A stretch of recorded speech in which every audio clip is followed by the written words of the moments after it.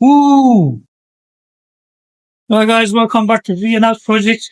We have a Supra in the workshop in Dave Autos.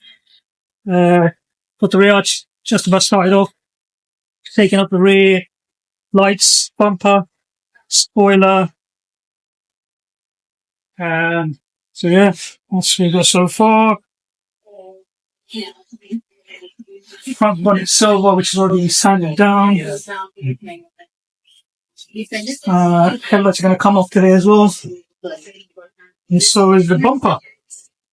And then, hopefully, get it all prepped up this week. And then get ready for prime spray. We're debating between LP2 Midnight Purple, but then we thought we'd stick to the 202 Black Original.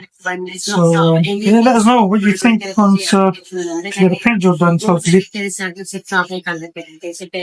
at the moment, again, we're just taking off the headlights, take off the rear lights, front bumper, rear bumper, take the spoiler off, rear bumper, yeah, and then maybe your side mirrors as well. Welcome back to our channel, guys. Z here at Zab's Project. So yeah, we're going to be doing a quick 10-minute build on this Toyota Supra MK4. It is an NA, naturally aspirated manual W58 gearbox, original with LSD. It came to us with the really poor bodywork. As you can see, it's got multicolours. Now the only thing we found out, this driver's side arch, when you get to the bottom of it, there was a nasty metal plate just riveted on. There's quite a big hole when we removed it, so we had to get that welded up. As you see from the top, there was a lot of fiberglass filler and the arch was just wavy. So we gave it to one of our good guys who's got a bodywork paint shop nearby, and we stripped the whole car, helping him, prepped the whole bodywork. Now, as we were sanding the bodywork, you could see multicolours. So you'd get a blue colour, a silver colour, and a yellow colour, and then we originally came to the original colour, which is the OEM, I believe it was a silver, to be honest with you. And you also got a bit of white, and then we got to the primer and then the body shower itself. So we stripped the whole paint back to bare metal kind of thing, redone the arches, pulled the dents out, made it all smooth and straight. Then we got the car prepped and primed. Then we had to sand down the primer. Then we put the base coat, few layers of base coat, and then I think there's 2 or 3 layers of the lacquer. And then we let the lacquer settle on the car. Once it was settled, we brought it back to our place and we did a 3-stage polish, which was compound polish, and then towards the end we ceramic coated it, and the car came out beautiful. The paintwork was top, and it looked absolutely brilliant. The shine was there. It was like a mirror finish. I mean, coming back to the prep work, we took ages prepping the car up. It was a lot of labour work, a lot of hours, day and night, helping our friend to get the car to A1 tip-top condition so we could put a base coat on it, lacquer on it. Remember, we did primer first all over the car. Once we primed it, which you'll see later on the video, once we primed the whole car, we made sure that there was no imperfections. We rubbed down the primer again a little bit, redone the primer, I think, a few times maybe. When it came to that point where we were satisfied and it was looking nice and straight, we put base coat, lacquer, and to be honest, the results were brilliant. Like I said, you'll see it further on the video towards the end. But coming back to the prep work and the arches, I mean, even to be honest with you, with that, this rear bumper to the driver's side rear arch, the body line weren't perfect, so we had to do that. So right now we're just prepping up the car with primer all over the car once we were satisfied in terms of bodywork, sanding and, filling and sanding. We try to put minimum filler on it.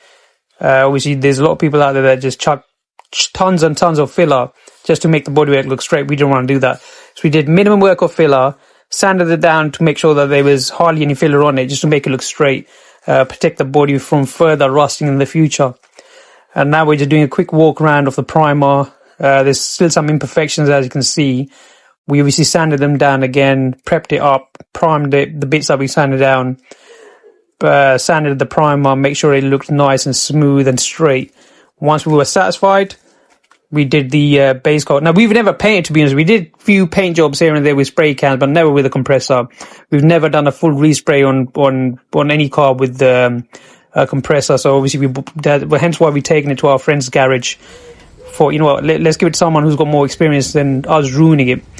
Now, we do anticipate in the future to do a full car respray, hopefully when we get a garage or we get the compressor, and we've kind of experienced better in terms of respraying the car fully, and then we'll do it in the house ourselves. But that's somewhere near in the future sometime. We'll see how that goes. Now, if you come back to here, this is we put a base coat on the car. We're just double checking, make sure there's no imperfections. Are we ready for lacquer or not? So yeah, I mean, hopefully you enjoyed this video, this episode. Hopefully we'll bring more content out like this on other projects. And we've got many more projects to come. We've got a lot more Supra projects. We've got some R33 Skyline projects pending. We've got a couple of R34s, a couple of BMW Z4s. So we can't really wait, to be honest with you. It's just too much workload at the moment. But we thought, you know what, let's revisit one of our old projects. Let's do a re-upload on one of these Toyota Supra Mark 4s. And hopefully, if this is something that the fans and the audience like, hopefully we'll upload more 10-minute builds on our projects. Hopefully get, see how that goes, and from there we'll take it further. Nevertheless, coming back to this project, like I said, we took a lot of time. There was a lot of labour involved, a lot of money involved. It was like more of a day and night, but luckily, because it was in the garage, we could afford to do that.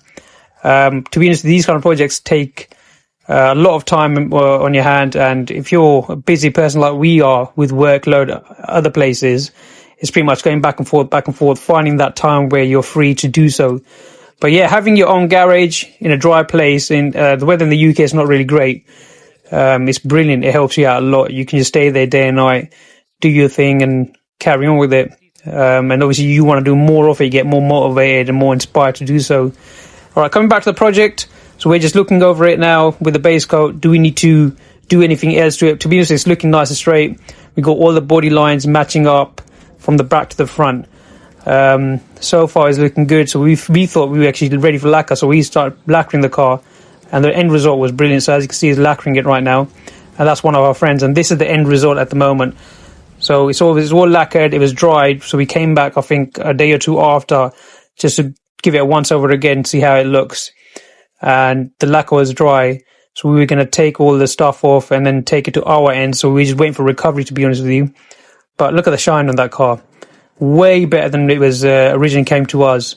So there's no more imperfections on the bodywork, body line from the bumper to the rear core, and the boot is all matching up. And yeah, it looked really good, really, to be honest with you.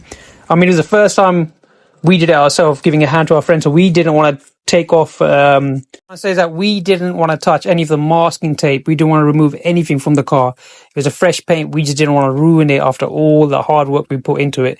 So we were just waiting for our friend to come over to remove the masking tape, get it ready for the recovery guy to take it to our place. Now we're just uploading a couple of pictures here of how it previously looked, how it looks throughout the journey of it being prepped, ready for paint. And it's looking quite good. And then we're just going to show you a bit of the primer. This is the end result. I mean, ignore the jumper on the spoiler. I don't know who done that. To be honest with you, the minute you leave the body shop, someone comes and does something silly to your car. It's just like, wow, we have to touch it. It's a fresh paint. It was a fresh primer. It's looking good. So we don't know who did that. Ignore that. And now this is just a few more clips of how the car looks, and then a few more clips of how the car looks with the primer. Now the front bumper lip, I said to the body guy, I said to him, I want the front bumper lip matched up with the bodywork, make it look more fresh. So he removed the masking tape and painted the front bumper lip as well. To be honest, it looked quite nice and fresh. Now this is on the recovery truck, and this is outside our place, just on the road, just to take up of a photo shoot on it, see how it looks, just the journey. Coming to the car after being ceramic coated in our place, look at that, it's looking nice and fresh. And then we put in the garage, did a wet sand ourselves. And then we did a 3-stage polish. But it's coming to the end of the episode, guys. Hope you like the video. Stay safe, stay blessed. And don't forget to like, subscribe, and share.